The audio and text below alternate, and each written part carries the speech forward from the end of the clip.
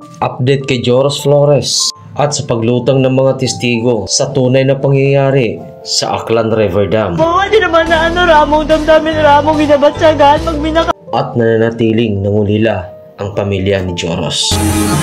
Siyan ka makaraya, ito ba man kami kasay kung siyan ka ino.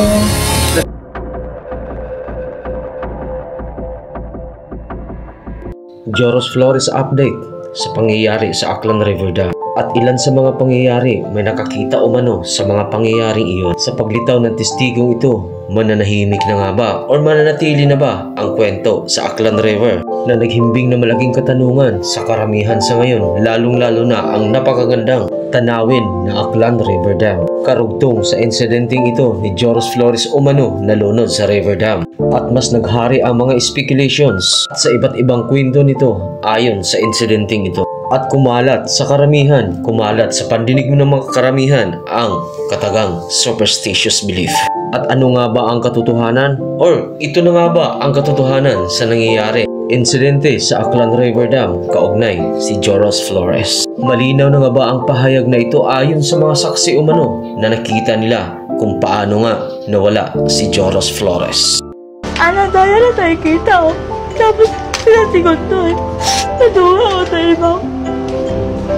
Pero ngambal sa mga gambal na may foul play sa tabo. Ayon sa kanilang pahayag, tinulak, nginudngod at may foul play nga umano na nangyayari. Malabo mo kay Chura at natabor ano at tapos pag binakaran ka mo, hindi naman na ramong damdamin, ramong binabatsagan, pag binakaran ka mo na naninindigan ang mga testigo, naninindigan ang mga nakakita na walang pagkalunod na naganap at walang pagkalunod na nangyayari sinadya ng mga nasangkot sa aksidenteng ito. At sa ibang mga predictions naman at sa ibang manghuhula ayon sa kanila umano na sa ilalim pa ng tubig.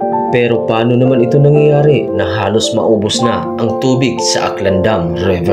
Na binaliktad kalaunan, hindi umano engkanto kung hindi may foul play na nagaganap.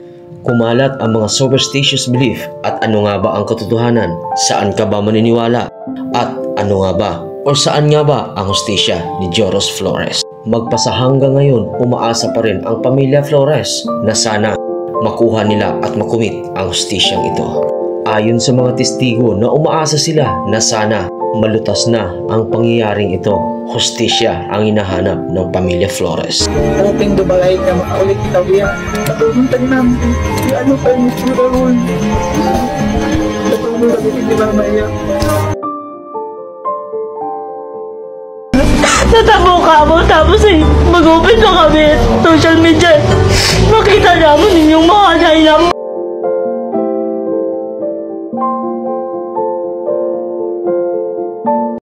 Thanks for tuning in.